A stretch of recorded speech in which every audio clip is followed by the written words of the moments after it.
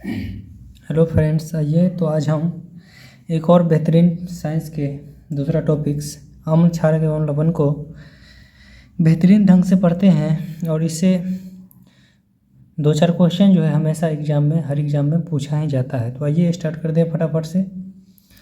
तो देखिएगा, अम्ल क्षार लवण में अम्ल कहते पहले किसको हैं?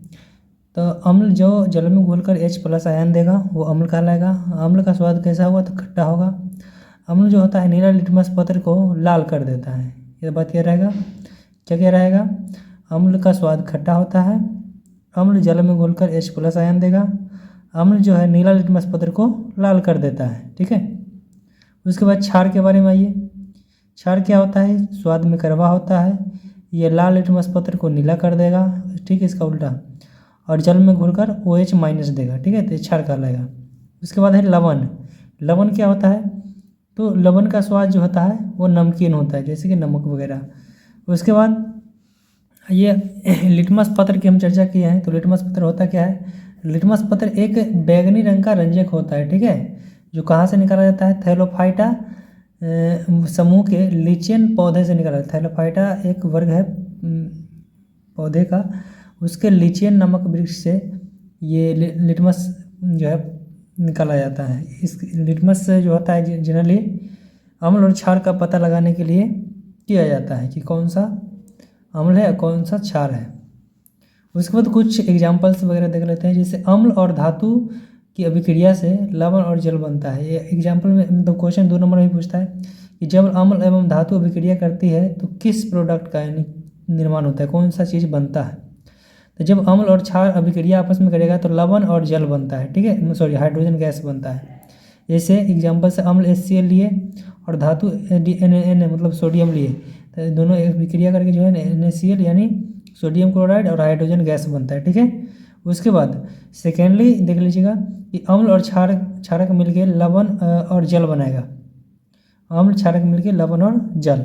जैसे अम्ल है HCl और क्षारक NaOH, ये बना क्या है? दोनों मिलके लवण NaCl और जल H2O। ठीक है, इस अभिक्रिया को हम लोग उदासीनीकरण अभिक्रिया के नाम से भी जानते हैं। अम्ल क्षारक लवण जल बनता है, इसको कौन सा अभिक्रिया कहते हैं? तो उदासीनीकरण अभिक्रिया के नाम से जाना जाता है। ठीक है, चलिए अब आते हैं pH स्केल के बारे में थोड़ा जान लेते हैं।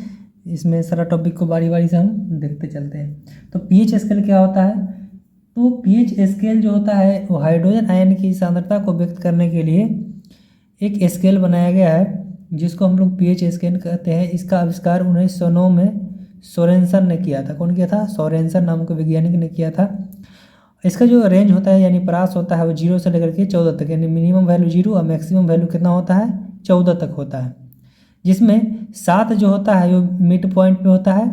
तो 7 से अगर कम किसी का वैल्यू आ रहा है किसी विलियन का, तो इसका मतलब वो क्या है? अम्ल है। जितना नीचे जाएगा उतना वो अम्लीयता कि उससे गुण बढ़ता जाएगा, और 7 से ऊपर जाएगा जितना उतना उसका क्षारीयता का गुण क्या होगा? बढ़ेगा। अगर 7 पे आ गया तो क्या कहलाएगा? विलियन उदासीन है, ना अम्ल है ना क्षार का गुण है, यानी बीच का है, यानी उदासीन है। ठीक है, अब कुछ और है, ऑब्जेक्टिव इससे तैयार होगा। सबका सब ऑब्जेक्टिव बनने वाला क्वेश्चन है। तो बॉडी का pH मान कितना होता है? हमारे शरीर का जो pH मान होता है परास होता है वो 7 से 7.8 परास के बीच काम करता है। ठीक है।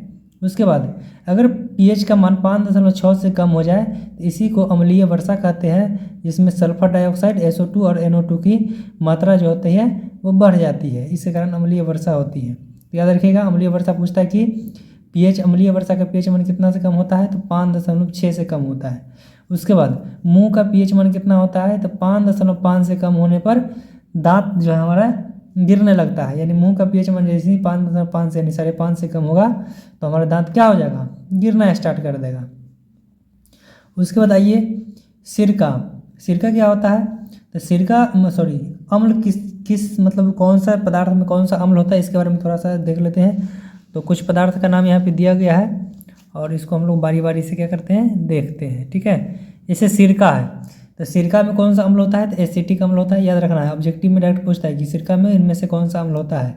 4 ऑप्शन दे देगा आपको, तो याद रखना है। सिरका में एसिटिक अम्ल, संतरा में सिट्रिक अम्ल, इमली में टार्टरिक अम्ल, टमाटर में ऑक्जेलिक अम्ल, खट्टा दूध या दही में लैक्टिक अम्ल, नींबू में सिट्रिक अम्ल, चींटी के डंक में मेथेनोइक अम्ल। तो ये 5-6 है, जिसमें से आपको एक न एक एग्जाम में देखने को मिल जाएगा। तो इस सबको बढ़िया से एक बार देख लीजिएगा, ठीक है। उसके बाद विरंजक चूर्ण के फार्मूला के बारे में हम जानते हैं थोड़ा सा। तो विरंजक चूर्ण का सूत्र होता है CaOCl2, ठीक है। क्या होता है? CaOCl2 होता है। उसके बाद कब कैसे बनता है? जब कैल्शियम हाइड्रोक्साइड पर क्लोरीन गैस बनाते हैं तो विरंजक चूर्ण का निर्माण होता है।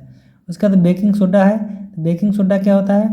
तो बेकिंग सोडा का फार्मूला होता है NaHCO3। इसका निर्माण किस लिए किया जाता है? खास्ता, कचौड़ी, पकौड़ी ये सब। तो खास्ता, कचौड़ी, पकौड़ी सब बनाने के लिए किसका उपयोग होता है? तो बेकिंग सोडा का। इसका फार्मूला होता है NaHCO3। उसके बाद धोबन सोडा, इसका फार्मूला होता है Na2CO3 × 10H2O। इसका जो कपड़ा वगैरह के व्यंजन के लिए किया जाता है, ठीक है, कपड़ा वगैरह लॉन्ड्री में इसका यूज किया जाता है धोबन सोडा का। तो याद रखिएगा इसका फार्मूला क्या होता है? Na2CO3 × 10H2O। डायरेक्ट फार्मूला ये पूछता है एग्जाम में, ऑब्जेक्टिव में। उसके बाद है POP यानी plaster of Paris. Plaster of Paris का फार्मूला तो CaSO4 × ½ H2O होता है। याद रखिएगा, इसमें कन्फ्यूजन होता है प्लास्टर ऑफ पेरिस और जिप्सम में। तो प्लास्टर में देखिए पो आधा क्या है, प्लास्टर में पो स्टार्टिंग में आधा है, इसलिए यहाँ आधा जल है।